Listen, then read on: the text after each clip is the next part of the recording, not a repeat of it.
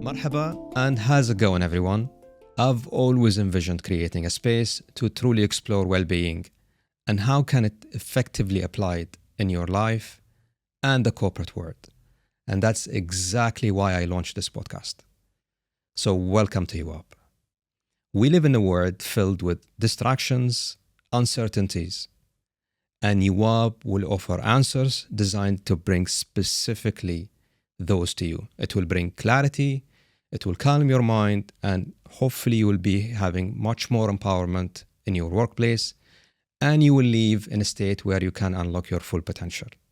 And eventually, you're going to foster a culture of where balance can thrive. I'm your host, Saeed Alghafri.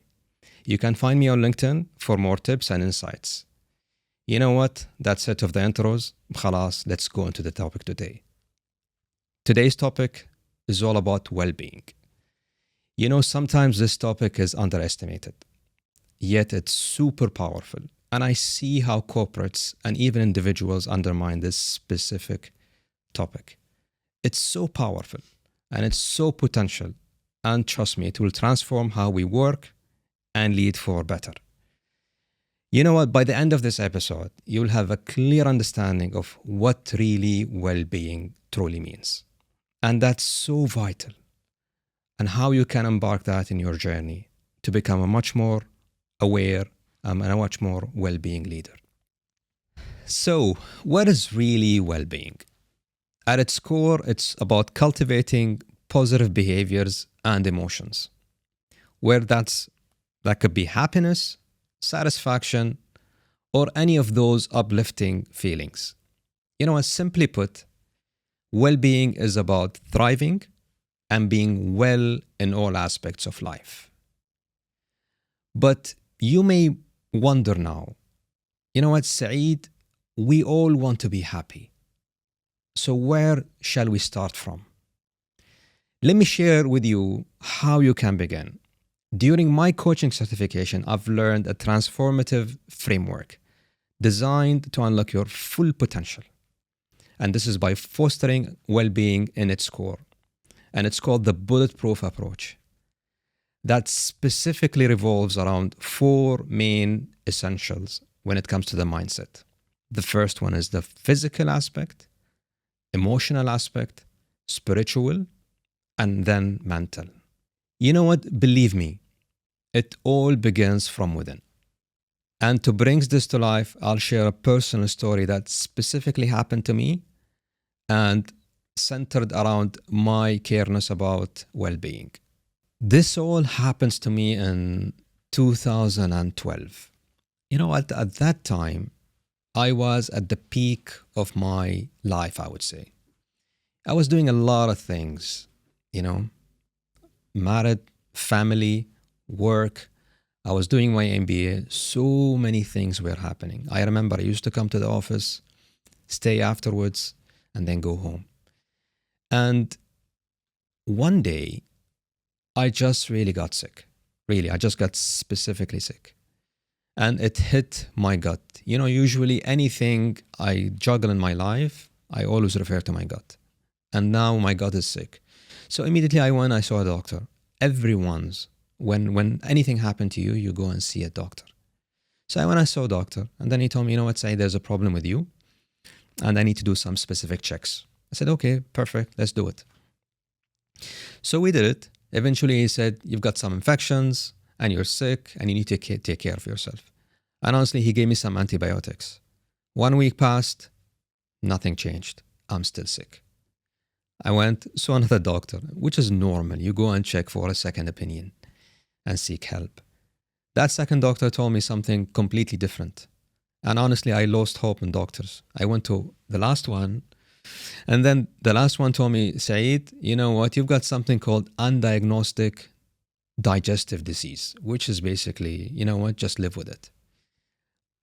You know, I could not really stay still because I was losing my momentum. I was losing my potential, and so many things were happening. So my last hope was a doctor. I met her. And she was like, Saeed, you look like a really smart person. I'll give you an article, read it, but I know what's wrong with you. You got some specific and minor infection. So it's not a big deal, man. It's just you taking care of yourself and probably changing the way your lifestyle is. And I did that. And I remember after a week, I think 1 week, 10 days, things went really well in the right direction.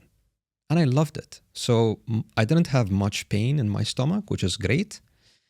And now, when I read that article, it was all about changing your diet, changing your exercise, doing this and doing that. So I hired a coach at that time, a coach like a personal trainer. And honestly, when people think of a personal trainer, they think about sport and gym, but it's not about that. The guy had actually vast experience in sport and also in lifestyle.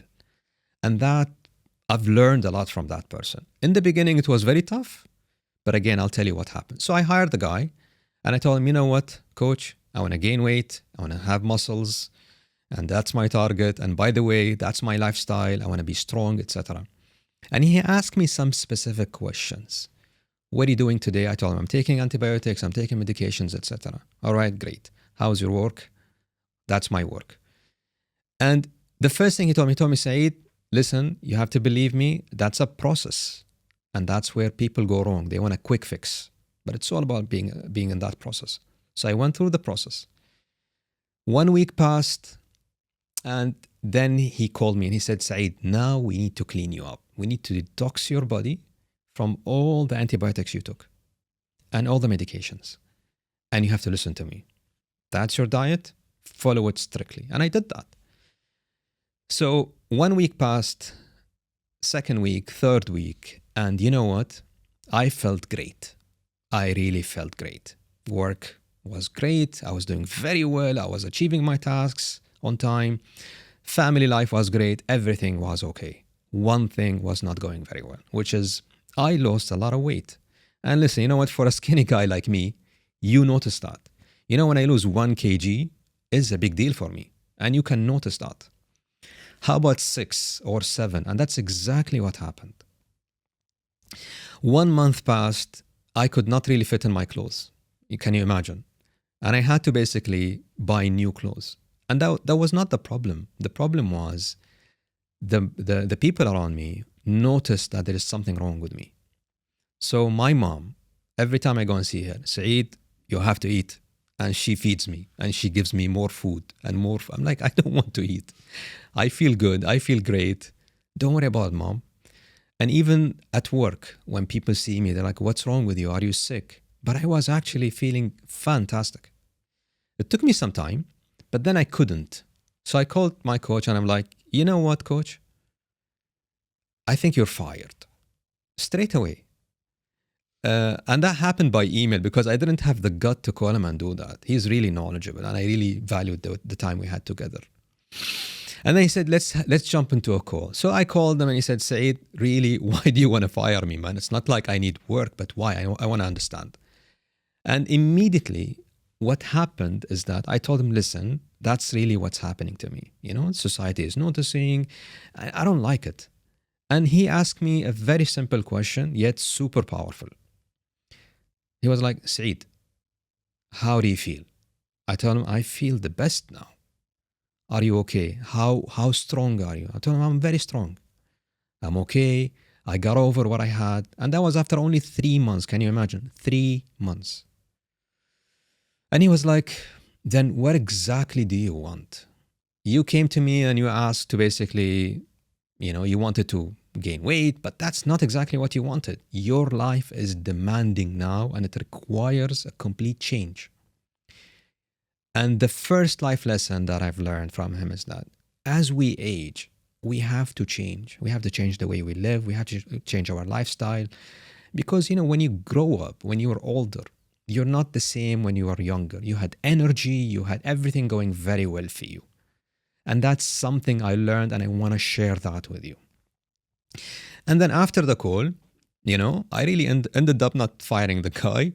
He became one of my mentors. and some of the people I really admired in my life. I stayed with him until 2018 and we still talk.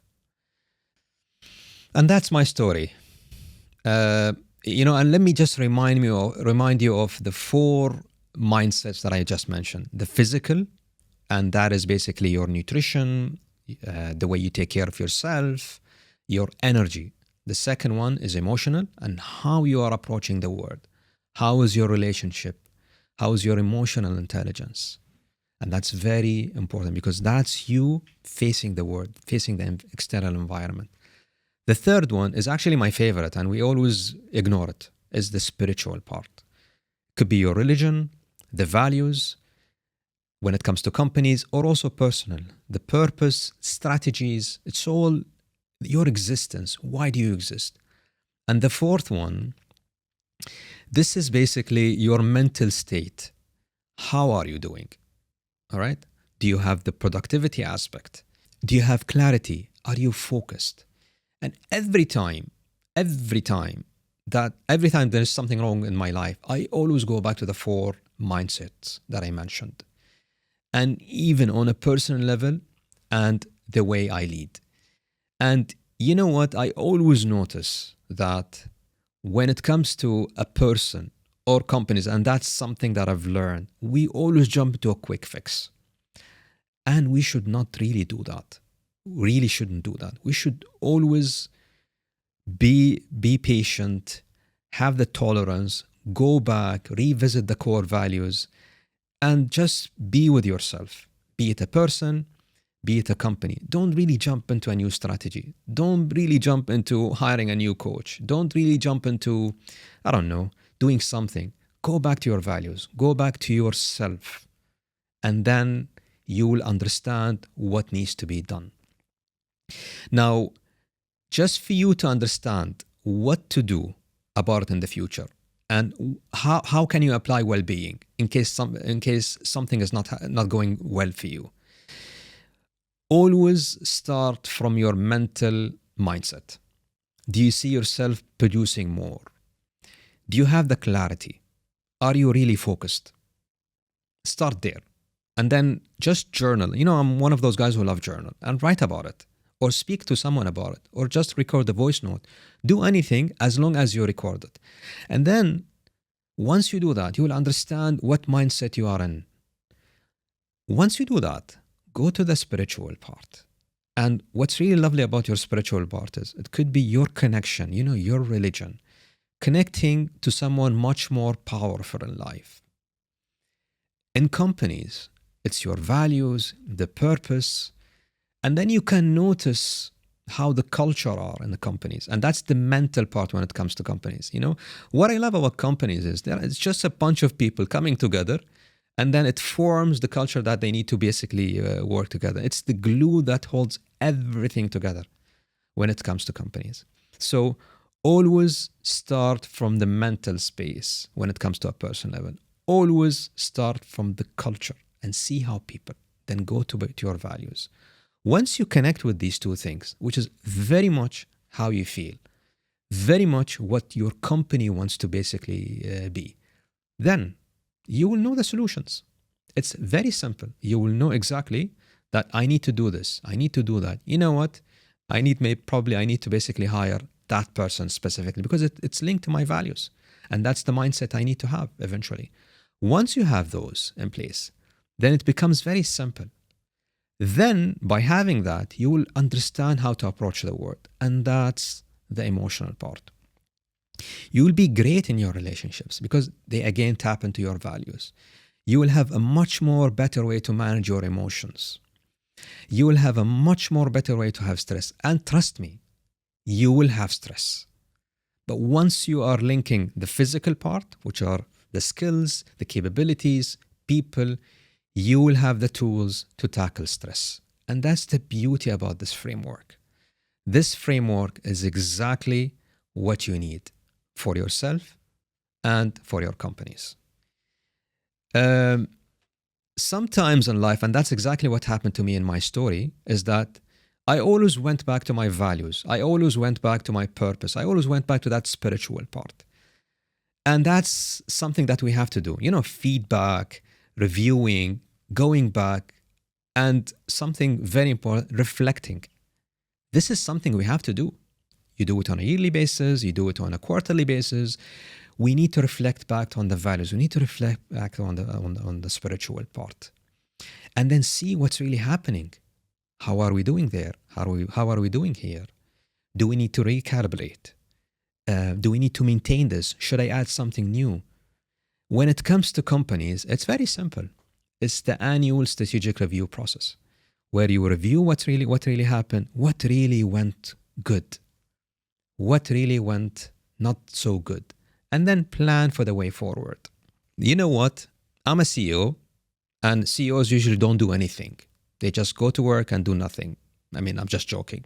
They do a lot. One of the things that CEOs do is they check really how is the temper of the business as they go.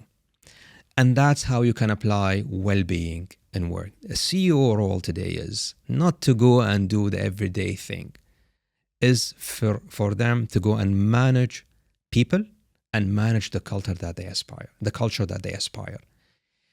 On a personal level, I always reflect by myself. And sometimes as a CEO, it's really difficult to drive because you're driving via people and you're dealing with people every day. So it becomes very difficult. It's not easy. When you're by yourself, it's much more lighter, You can do it by yourself. You can basically do whatever you want. There's no one really telling you, or there are no guidelines, etc. But when it comes to companies, it's a bit tricky, but it's not difficult as we speak. The process is very simple. When it comes to companies, the first thing you do as a CEO or as a leader, you go and check your values, check the culture, see really what's really happening. Do you see people blaming each other? You see people not working with each other. The teamwork spirit is not there. Just check that, gauge it, speak to people. And that's the most important thing. Once you do that, then you'll understand where are you from your specific culture. And that's the spiritual part, the purpose, your existence, etc. Trust me, I say it because I know. I lead a company that is basically multinational, and we export to plenty of countries. And that's really important when it comes to that. And competition is very high, and you need people along your side. So it's very important. When it comes to you as a person, you just check, listen, man, what's really happening with me? Go back to your values and then see, are you producing more or are you producing less? Check your clarity. Are you basically clear on what to do? Do you have the why aspect happening? Once you look at these two things, the spiritual part and then the mental part, then you would really understand what to do about it and not jump into a quick fix because you're desperate. Listen, I've been through a lot, and I've made decisions, which was very much gut feeling, which again, I love my gut, don't get me wrong, but I do that a lot on a personal level. But when it comes to companies, you will have to have some structural way to do it. And that's the tricky part when it comes to companies. So very important, check the culture. Once you do that, you will understand the solution. And it's very simple. Yeah, it's painful at that time, all right? It's not really pleasant. And that's why, when you go through a change, when you go through any transformation plan or phase or program, or a competition is coming, a new competition is coming, it requires resilience, and it's very challenging. Once you do that, it's very simple. You know the solution, you can deploy it, and you're going to thrive. And that's the physical part. If you need a new skill, you basically train people with that new skill. If you want to have a new hire, you have a new hire. If you require a strategy or an external help, you do that. Once you basically quantify it and you work on it, trust me, the emotional part is how we talk to each other. You're going to see it. You're going to see how people are acting in the business. You're going to see the emotions. Sometimes I love to see how people walk into the building of any company. it tells you exactly the momentum of the people and how they are basically feeling that day. The same actually happen when you're at home. Imagine you're sitting having your coffee, probably your wife, husband walk in, and they're not in a good mood. You can immediately notice that. And that's the beauty of, let's say, being a CEO. You understand what's basically happening. You see it from a helicopter view. Once you do that, and once you apply the four mindsets, then you are in a full potential mood, and no one can stop you. You know, before we end, I just want to share with you a tip. Some people tell me, where shall we start from? And, you know, when it comes to companies, you should always focus on, you know, the annual strategic process that you do in the company, and then understand what really went well, what really didn't go well, and then plan ahead. When it comes to a person, and I see people do that a lot, they always wait until the end of the year and they have their new year resolution. But you should not wait for that moment. Every time you feel that you're basically stuck or something is happening with you, you're stressed, just journal about it and reflect. And then go through the moods that I explained to you in this episode. And that's a wrap for today's episode. That was just a glimpse into the transformative power of well-being. And in future episode, we'll explore deeper yet very much challenging tasks that we go through, that I faced, and we will be able to uncover practical ways to overcome those together. For now, I would like you to take care of yourself and those you care about. And if you find this episode beneficial, please share it and subscribe to my channel. This really helps me a lot. You can find me on YouTube, Apple, and Spotify for now. مع السلامة.